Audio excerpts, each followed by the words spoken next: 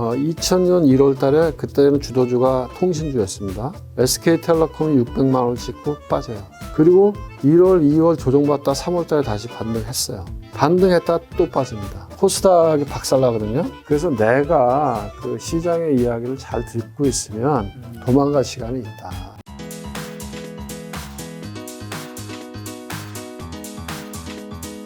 책에 이제 좀 질문 좀 몇 가지 들어보려고 하는데 네.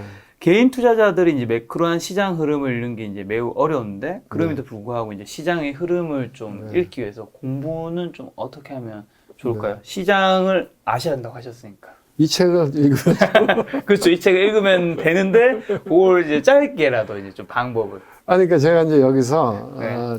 예를 들어서 글로벌 관련된 이슈들을 몇 개 네. 이야기하고 우리나라에 대한 얘기를 몇 개 얘기했는데 네. 이제 우리가 시장을 이해하려면 뭐 기본이 되는 건 펀더멘털이겠죠. 네. 근데 펀더멘털이라고 하는 거는 거시경제 흐름이라든가 그 기업의 실적의 흐름 이런 거죠. 네. 이제 그런 것들은 뭐 자기가 신문을 기사를 통해서라든지 네. 아주 뭐 디테일한 걸 알 필요는 없잖아요.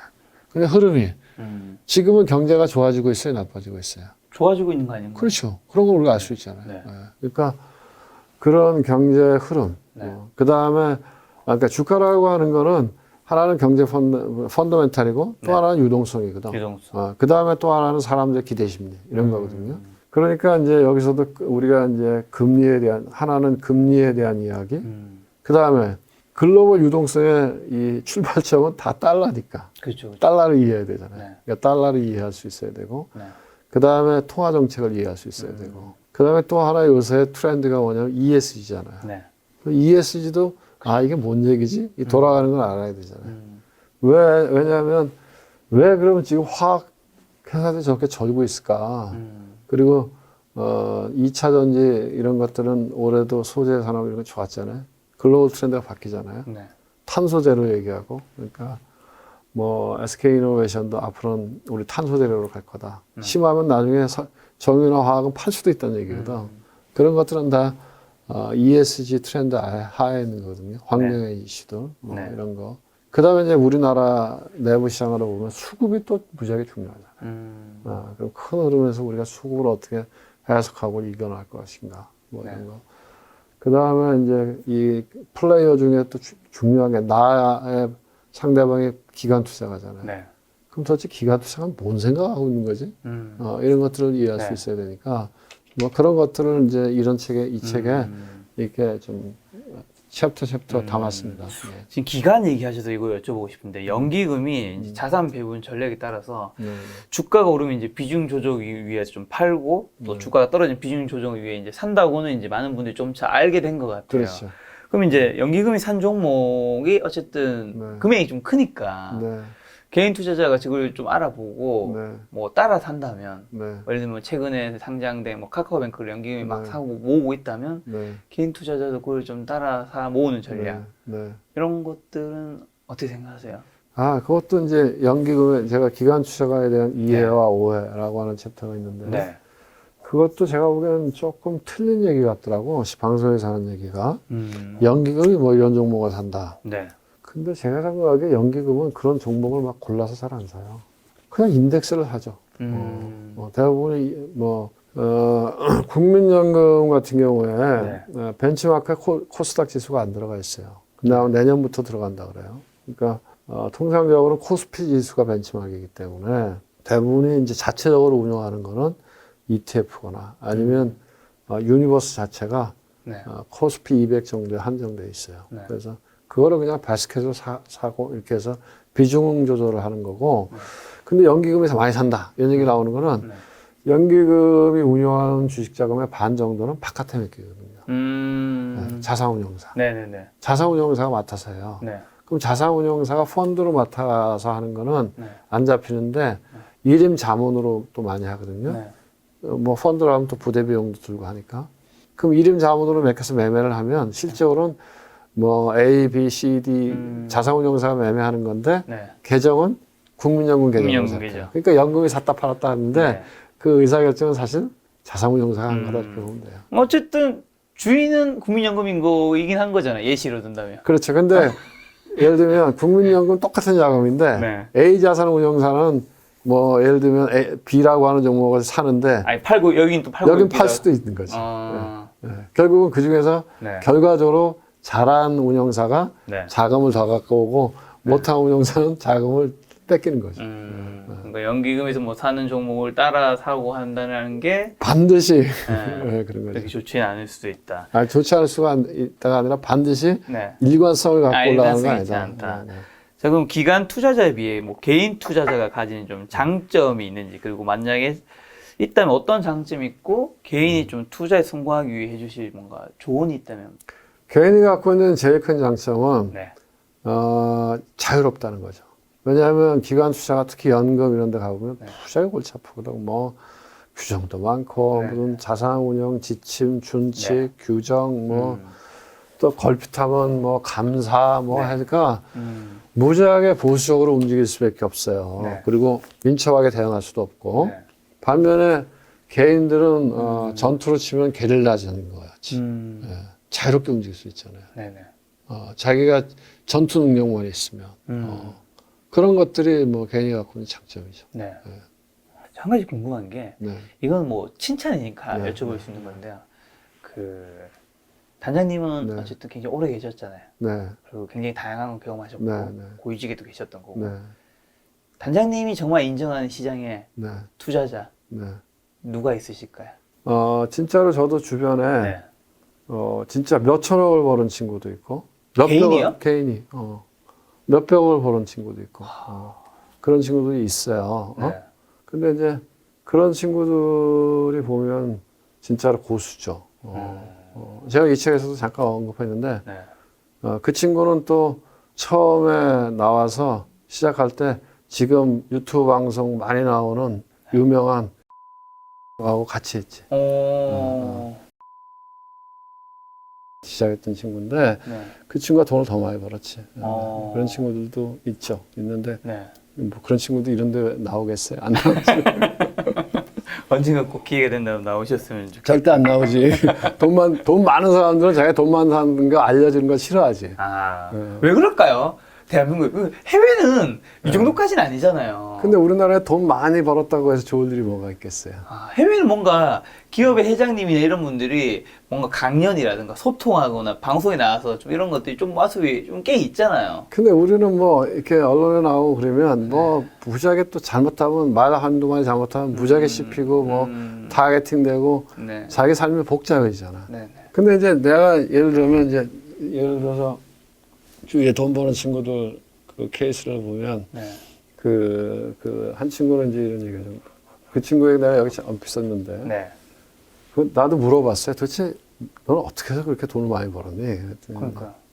그 친구가 그 친구도 뭐 아주 뭐 예를 들면 서울대학교 나오고 대학원 나오고 모 증권사에 국제부회원 들어가고 그 친구 같은 경우에 초반에 이제 고생을 많이 한 거지.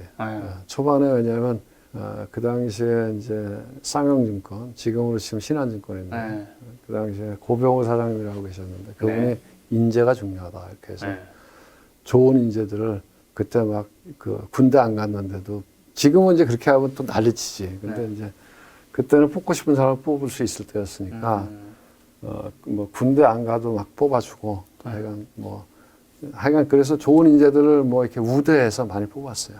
전문 요원 이렇게 해서. 그랬는데 이제 그때 증권회사에 들어갔을 때 신입사원들은 다 일단 지점 근무가 원칙이었거든. 일단 현장을 알아야 된다. 그쵸, 맞아. 그 지점에서 이제 뭐 그 친구 같은 경우에도 뭘 알겠어요. 예를 들어서 뭐 대학을 나오고 대학원을 나오고 학벌이 좋다고 해서 주식을 잘합니까? 다른 얘기죠. 다른 얘기지. 주식을 알고 시장을 알아야지. 그래서 고생을 많이 했지.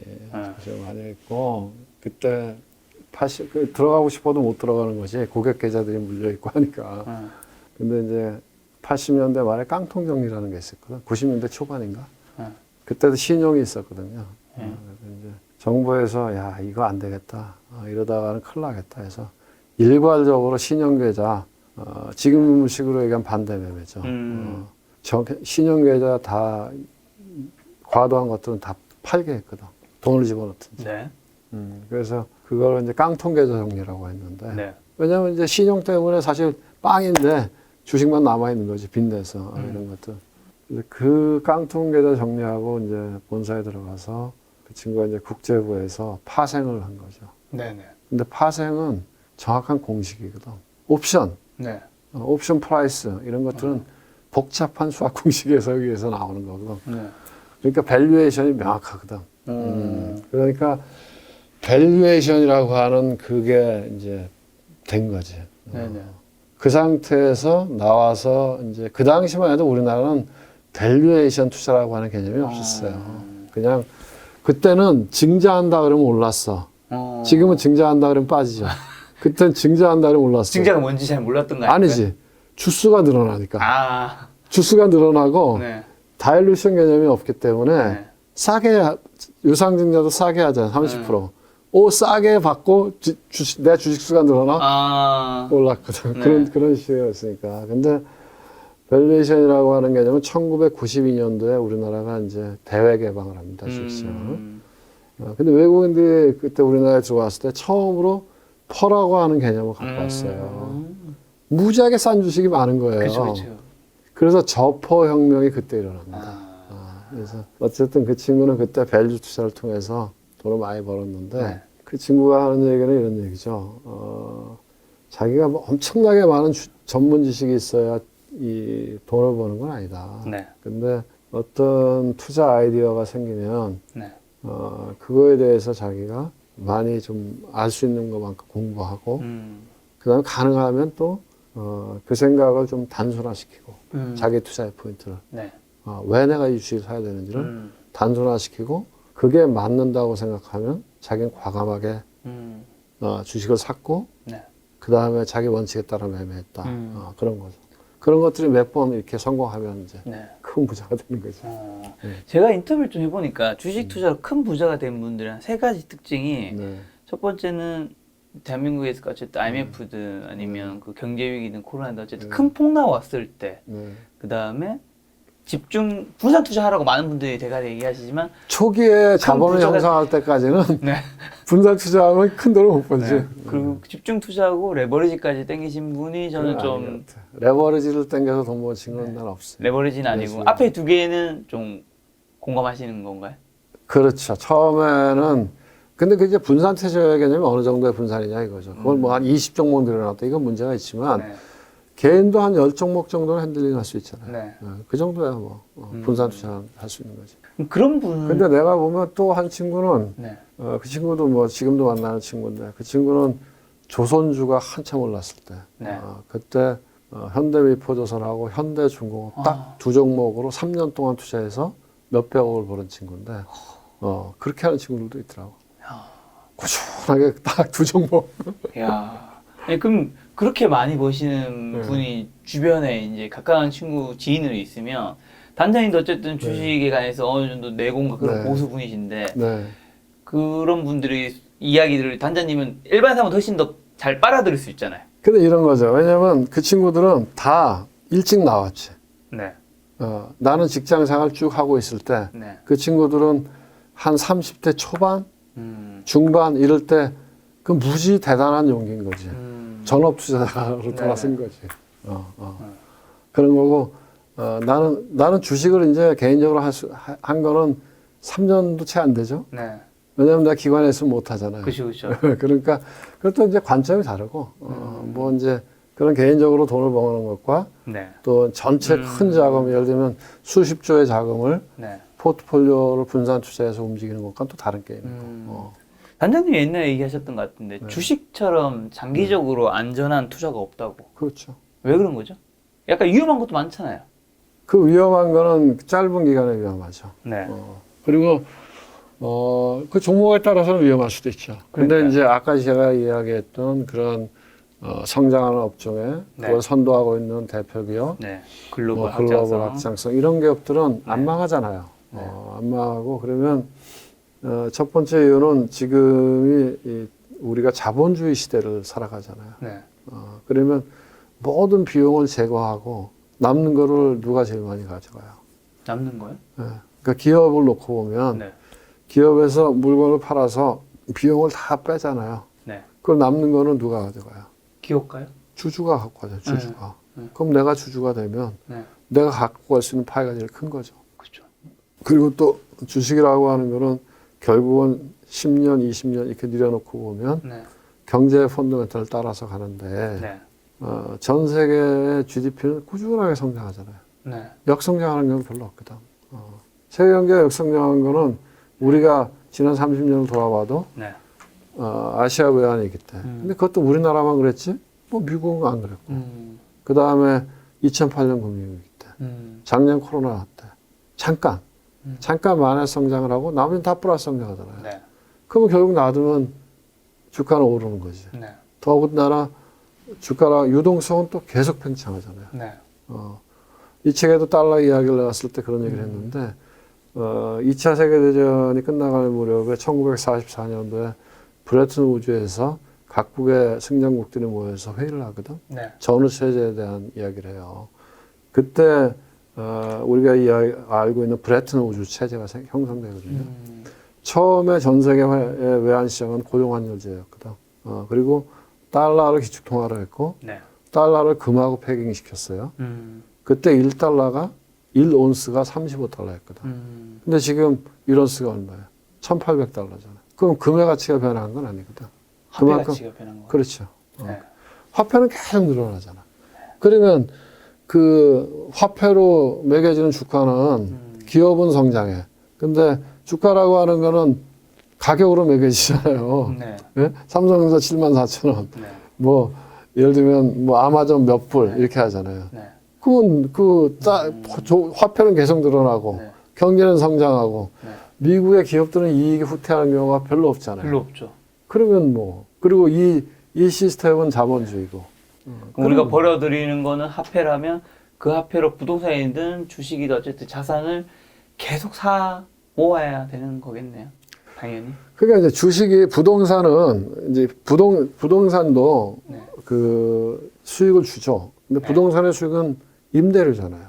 물론 계속 지금 캐피탈 게인이 올라가니까 부동산이 엄청 수익률이 좋아 보이지만 시세 차이도 있고. 그거는 언제 또 깨지면 유동성이 없잖아요. 네. 그리고 부동산은 절대 안 깨진다? 그렇진 않아요. 그렇죠. 왜냐하면 미국 같은 경우에는 1984년도에 플라자 합의를 하는데 그리고 엔화가 무지하게 강해지거든요. 그 후에 부동산이 한 번 더 점프합니다. 그래서 그 당시에 일본의 동경을 팔면 네. 미국을 다 살 수 있다고 그랬거든요. 그 들어봤습니다. 그랬는데 부동산이 꺾이잖아요. 네. 그러면서 20년을 장기 불황을 들어가거든요. 그리고 우리나라도 2008년 금융위기가 왔잖아요. 그 당시에는 서울 강남 아파트 가격이 많이 빠졌어요. 거의 50% 40%씩 빠졌어요. 그러니까 반드시 그리고 그렇게 빠질 때는 유동성이 없거든. 네. 근데 지금 부동산에 그 우리가 CAM 레이쇼로 캐피털라이제이션 레이쇼라고 하는데 CAM 레이트라고 이야기하는데 자본 환원율로 보면 무지하게 고평가되어 있거든요. 그게 이제 일종의 주식 밸류에이션 할 때 PER하고 비슷한 건데요. 그거는 반드시 뭐 안 꺾이고 계속 올라간다? 그런 보장은 없죠. 지금 많이 올라갔기 때문에 언젠가 또 어떤 트리거가 꺾였다가 되면, 어떤 트리거가 생기면. 네. 지금은 이제 올라가는 이유 중에 하나가 제가 보기에는 특히 이제 서울 시내 집값이 올라가는 거는 네. 뭐 기본적으로는 저금리고 그 다음에 두 번째로는 이게 못 팔게 해놨잖아요, 지금. 그렇죠. 네, 집을 팔고 딴 데 가야 되는데 갈 수가 못 팔아요. 없다가 똑같은 데 못 간다고 하죠. 왜냐면 이게 약관을 보면은 이걸 뭐랄까 이게 뭐라 그러지 이게 약간 2년 이런 게 들어와서 집을 뭐 투기의 대상 이렇게 나쁜 놈 이렇게 돼 있잖아요. 그래서 물론 그런 놈도 있죠. 네. 근데 집이 한 채인 사람도 못 팔아. 네. 팔면 내가 동일한 예를 들어서 내가 30평짜리 집을 사면 30평짜리 집을 살 수 있어야 되는데 못 산다. 30평짜리 집을 팔고 세금을 내면 20평짜리도 못 사니까. 그리고 다주택자는 더 못 팔아요. 네. 양도세를 다 해놔서. 그러니까 지금 뭐 서울 같은 경우에도 보면은 주택 보급률은 100%라는 거 아니에요? 근데 자가 보유율이 50%밖에 안 된다는 거 아닙니까? 50%는 남의 집 사는 거죠. 그럼 집이 모자라는 건 아니에요. 근데 결국 지금 집을 못 파는 거지. 그래서 그거를 이제 선악의 관점에서 바라보면 그건 투기 소득이니까 뭐 환수해야 된다 이렇게 볼 수도 있지만 그렇게 해서 집값이 올라가면 네. 누가 좋은 사람이 아무도 없잖아요. 제 생각은 그래요. 그래서 그러면 지금 집값이 올라갔는데 우선 집이 없는 사람은 무지하게 고통스러워. 그리고 집이 있는 사람도 뭐 집이 10채 있는 사람이 상관없겠지. 네. 근데 집이 뭐 2채 있는 사람, 네. 뭐 우리 친구들도 우리 이제 은퇴한 사람들 보면 자기 집이 있고 또 집이 하나 더 있어요. 뭐 이렇게 임대소득도 받고. 근데 그 집이 2개 다 자기 다 100% 자기 돈이냐? 그것도 아니거든. 집 하나는 전세 들어가 있고 대출도 들어가 있거든. 네. 근데 보유세는 계속 올라. 팔고 싶어도 못 팔아요. 왜냐면 팔고 전세값 내주고 은행 빚 갚고 나면 몇 푼 안 남는다 이거지. 그래서 근데 누구만 좋냐? 누구만 좋을 것 같아요. 세금이 많이 거치는 얘기가 있더라고요. 그렇죠. 그러니까 이거는 좀 이상하다. 국민들은 집이 있는 사람이나 집이 없는 사람이나 다 힘든데, 응? 근데 정부는 세금이 많이 거친다. 이거는 아이러니한 거지. 난 생각에 이건 약간 제 개인적인 여담인데 네. 이런 얘기하면 또 댓글 또 아픈 말이 달지도 모르는데 네. 저는 절대 저 다주택자가 아닙니다. 네. 집이 2채도 아니에요. 근데 일정 기간 내가 보기에는 집을 팔 수 있게 해줘야 된다. 그러니까 예를 들어서 한 6개월 누구든지 집 한 채 팔면 예를 들면 양도세 반 깎아주겠다. 그럼 손해보는 사람 누굴까요? 정부만 손해보겠지. 정부는 세금을 덜 거두니까. 그렇죠. 그러면 팔겠지 사람들이. 네. 한시적으로. 우리 백화점 박앤세일 하듯이. 사람 올리겠죠, 그러면. 근데 지금까지는 정부 정책은 뭐냐면 안 팔아? 너 뭐 내년 4월까지 안 팔면 양도세 올릴 거야. 중과할 거야. 중과. 근데 이미 팔 수 있는 세금의 영역을 더 넘어서 있거든. 네. 어차피 못 팔아요. 중과 할 수 없어. 그냥 견디는 거야. 그게 여기까지 온 거거든. 그래서 오히려 그렇게 해주면 주식도 그래요. 이게 모멘텀이 올라갈 땐 계속 올라갈 것 같기 때문에 사람들이 따라서 하잖아요. 네. 근데 이게 꺾이잖아요. 그러면 사람들이 안 사. 저는 집도 마찬가지일 거라고 봐요. 모멘텀을 꺾어줘야 그러려고 그러면 어떻게 해요? 단기적으로 공급을 늘려줘야 되는데 지금 뭐 집 새로 짓겠다, 선분양하겠다? 네. 그게 몇 년 뒤에 되겠어요. 그게 지금 분양해도 입주하려면 최소한 4, 5년씩 걸릴 텐데요. 4, 5년 뒤엔 위험할 수도 있어, 내가 보기엔. 예. 근데 지금 당장 살 집이 없는데? 네. 그럼 지금 당장 살 집은 어디서 나오겠어요? 다주택자가 파는 거밖에 없죠. 그래서 이게 저는 보고 있으면 참 좀 이게 어떻게 보면 약간 뭐랄까 이념 논쟁? 근데 아무도 정치인은 그렇게 얘기 못 하겠지. 그러면 다른 쪽에서 뭐 너네는 다주택자를 옹호하는 거냐 하고 뭐 엄청나게 돌 던질 테니까. 그래서 좀 답답한 것 같아요. 지금 단지님 당연히 한국의 그 밸류에이션은 싸다고 네. 보시는 거죠? 상대적으로. 상대적으로. 네, 왜냐하면 제가 여기도 그 비교해 보니까 뭐 최근 데이터를 업데이트하지 못했지만 네. 우리가 미국에 비해서는 뭐 한 50% 이상 디스카운트 돼 있고 그다음에 신흥국 평균보다도 낮아요. 네. 그러면 말이 안 돼요. 신흥국 평균보다 낫다고요? 그러니까. 우리 신흥국지에서는 그래도 잘 사는. 그렇죠. 그런데도 아, 그건 좀 아니잖아요. 그렇죠, 그렇죠. 그러니까 좀 안타깝죠. 네. 안타깝죠. 근데 이제 그래서 오히려 또 기회일 수도 있죠. 장기 투자하는 사람 입장에서. 지금 살 수 있는 우리가 싸니까. 사니까. 근데 정말로 만약에 뭐 다음 들어서는 정부가 네. 뭐 이런 유튜브를 보고 네. 뭐 야 우리도 선진국 가자. 그렇게 해갖고서는 진짜 선진국으로 들어가면 수급이 바뀔 거 아니에요. 그러면은 오히려 지금의 저평가 시대니까 네. 상황이라는 건 바뀔 수 있는 거잖아요. 아까 이제 나스닥 뭐 얘기도 했었는데 미국 나스닥이나 S&P의 이제 500이 올해 들어 이제 최고치 사실 계속 갱신하고 있잖아요. 그리고 한국 주식은 이제 계속 조정받고 있는데 이런 상황에서 아까 전에 미국 주식이 뭐 장기 투자는 좀 더 유리하다고는 해주셨는데 그걸 떠나서 그냥 미국 주식만 봤을 때 지금 역사적으로 최고점 이상에서 지금 들어가는 거는 괜찮은 건가요? 그거 굉장히 어려운 질문인데 네. 그래서 사람들이 못 들어가는 사람들이 주저주저하다가 계속 그러다가 계속 올랐잖아요. 근데 이런 생각이 들어요. 2008년 금융위기 이후에 네. 2019년도까지 10년을 보면 네. 나스닥 100에 10배 올랐거든요. 10배. 저점에서 지수가. 와. 그리고 S&P 500도 한 5배 올랐거든요. 근데 이제 코스피는 2배 올랐죠. 1000포인트까지 했다 2000포인트 박스폭으로 갔으니까. 2배, 5배, 10배. 뭐 밸류에이션은 분명히 비싸요. 아마 밸류에이션 상으로 보면 미국의 역사적으로 아마 거의 제일 높은 수준에 있을 거예요. 네. 요새 사람들은 2019년, 18년도, 2018년도만 하더라도 네. 뭐 17년, 18년 이럴 때는 미국 밸류에이션 얘기를 했어요. 네. 너무 비싸다. 뭐 쉴러 지수 얘기도 하고. 요새는 아무도 밸류에이션 얘기를 안 하잖아요. 네. 근데 어쨌든 밸류에이션은 고점이긴 한데 그래도 뭐 미국의 펀더멘탈이나 네. 또는 경제가 가고 있는 방향성, 네. 뭐 글로벌 유동성이 글로 들어가는 거, 달러 이런 것들을 보면 꺾인다 이렇게 얘기하기는 어려울 것 같고. 그래서 제가 이제 이런 생각은 들어요. 여기도 그런 얘기가 있는데 버블의 관점에서 우리 시장을 한번 바라본다 이런 챕터가 있어요. 네. 왜냐하면 지금은 버블 얘기가 안 나왔지만 작년 연말 연초만 해도 이거 버블 아니야? 이런 얘기 많았거든.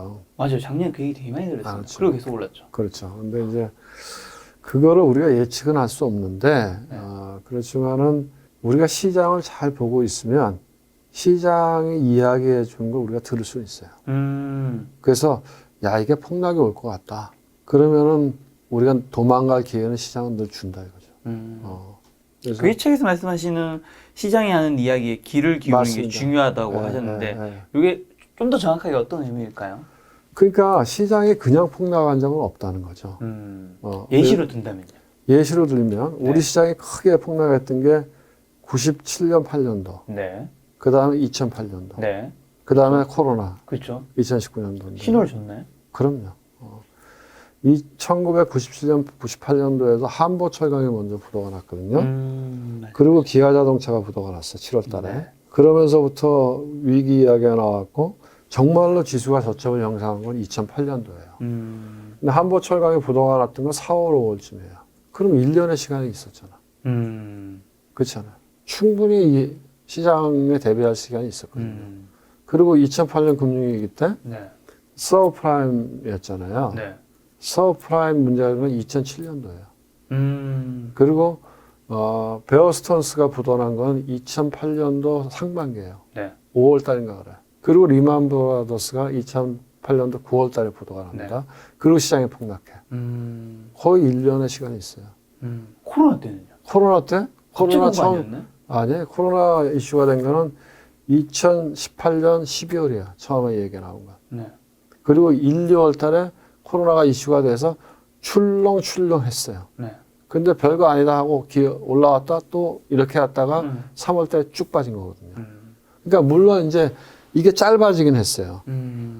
2000년도 닷컴 버블 네. 얘기하잖아요. 2000년도 닷컴 버블도 2000년 1월 달에 그때는 주도주가 통신주였습니다. SK텔레콤이 600만 원을 찍고 빠져요. 그리고 1월, 2월 조정받다 3월 달에 다시 반등했어요. 2월인가? 반등했다 또 빠집니다. 그러면서 완전히 그냥 코스닥이 박살나거든요.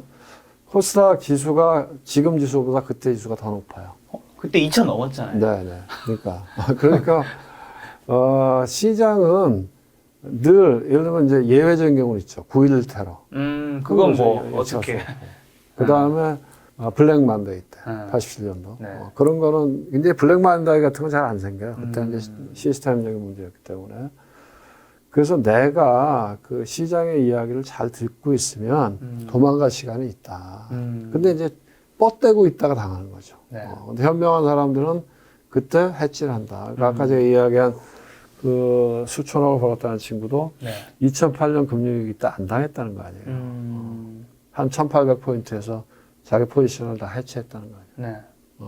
그리고 1200포인트 올라왔을 때 풀었다는 거 아니에요. 시장은 사실 우리한테 신호를 계속 줘요. 조금씩 주고 있는데 주는데 우리가 그거를 자기 생각이 너무 세서 회피하고 있는. 그리고 또 시장을 몰라서 시장을 모르는 거지. 네. 시장 상대방을 알아야 상대방이 하는 이야기를 들을 거 아니에요. 그렇죠, 그렇죠. 그러니까. 그래서 제가 보기에는 너무 뭐 주식 요새 뭐 다 뭐 좋은 주식 사서 20년 동안 들고 있으면 된다. 그걸 모르는 사람이 네. 누가 있겠어요. 그런 이야기를 잘 이해하려면 이번에 단장님 내신 주식시장의 속성 이 책을 도움이 된다라는 건데 마지막으로 요 한 가지 질문만 좀 드려보려고 합니다. 단장님 어쨌든 이제 돈과 관련된 일을 30년 넘게 또 굉장히 이제 고위직에도 계셨던 건데 아무래도 주변에서 부자가 되시는 분들 많이 보셨을 거고 지금도 부자분들 꽤 있으실 텐데 그러니까 부자가 많이는 못 봤어요. 근데 개인들 몇 번. 왜냐하면 사실 이 기관 투자가 이렇게 업계에 있는 사람 중에서 네. 물론 이제 월급쟁이를 안 하고 창업을 한 사람, 자기 회사, 예를 들면 강망철 회장님 같은 네, 분들은 그렇죠. 자기 회사니까 그런 그렇죠. 분들은 돈을 좀 벌었죠. 그렇죠. 뭐 그런 뭐 타임폴리오 같은데 네. 또 누구더라? VIP 자산운용이요? VIP도 마찬가지고 네. 뭐 그렇게 한 친구들은 돈을 벌었지만 뭐 저처럼 월급쟁이 한 친구들은 그냥 월급 받은 거니까. 네. 네. 그럼 주변에 이제 개인적으로 창업을 하거나 네, 전업 그렇죠. 투자하신 분 돈을 네. 버신 분들은 네. 부자가 되신 분들이 좀 특징 있을까요? 있는 것 같아요. 제가 보기엔. 있나요? 있는 것 같아요. 뭐 같으세요? 우선은 무지하게 용감한 것 같아요. 용감. 네. 왜냐면 사실은 그 친구들도 생각처럼 쉽지가 않잖아요. 예를 들면 좋은 직장을 그만두고 나와서 전업투자를 한다? 아 쉽지 않죠. 쉽지 않잖아요. 그 과거에는 더 쉽지 않았겠죠. 예, 그렇죠. 지금이야 제가 뭐 보니까 지난주에 뭐 전인구 거기도 가보니까 그분 교사였다 그러시더라고요. 네, 맞아요. 그 안정적인 직업을 그만두고 크리에이터를 하시잖아요. 네. 그러니까 지금은 뭐 그럴 수도 있는데 옛날에만 하더라도 좋은 직장을 버리고 나와서 전업 투자가 전업 됐다면 투자자 한 20년 전만 15년 네, 전만 그러면 사기꾼 얘기 들었을까요? 그렇죠. 부모님들이 뭐 난리였겠지. 부인도 말리고. 근데 하여간 제가 보기에는 무지하게 용감하고 그다음에 네. 어떤 사안에 대해서 굉장히 깊게 생각하고 공부하는 것 같아요. 그리고 집요한 것 같고 네. 그다음에 굉장히 이성적이고 이성적이다. 그리고 아주 끈질기게 길게 물고 지고 매매를 하는 것 같아요. 뭐 그런 특징들이 있는 것 같아요. 그런 사람들이 이제 부자가 될 확률이 좀 높다. 네, 그렇죠. 김작가 TV 오랜만에 나오셨는데 마지막으로 시청자분들에게 지금 사실 많은 개인 투자자분들은 좀 많이 힘드신 것 같아요. 그런 분들에게 뭔가 응원과 격려의 뭔가 힘이 되는 메시지 한번 좀 주신다면. 네, 제가 무슨 큰 도움이 되겠습니까만은 네. 어쨌든 과정이라고 생각하시면 어떨까 이런 생각이 듭니다. 그래서 저는 생각에 주식 투자라고 하는 것도 어떻게 보면 자기가 어떤 운동이나 악기를 배우는 것과 똑같다. 그래서 그게 이론적인 것도 필요하고 또 실전의 경험도 필요하고 또 뭐 자기가 실수하고 잘 못하고 그럼 다시 왜 그럴까 하고 복귀하고 다시 또 고쳐나가고 네. 그런 과정이 반복되면서 실력이 쌓이지 않을까요? 그렇죠. 그러면서 돈도 같이 따라오는 게 아닌가. 네. 뭐 하루아침에 돈을 번다 그렇게는 어려울 거 아니에요. 네. 돈 버는 게 세상에 제일 어려운 일 중에 하나가 돈 버는 일이니까요. 그렇죠. 그래서 그걸 인정하시고 다만 이제 위험 관리도 무지하게 중요하다. 왜냐하면 내가 무리하게 하다가 뭐 돈도 잃고 네. 마음도 상하고 그러면은 잘 안 되잖아요. 사람이 모든 일이라고 하는 게 평정심을 유지해야 되는 그렇죠. 거니까 맞아. 뭐 그렇게 해서 좀 호흡을 길게 갖고 지금은 공부하고 훈련하는 시기다 이렇게 생각하시는 게 좋지 않을까.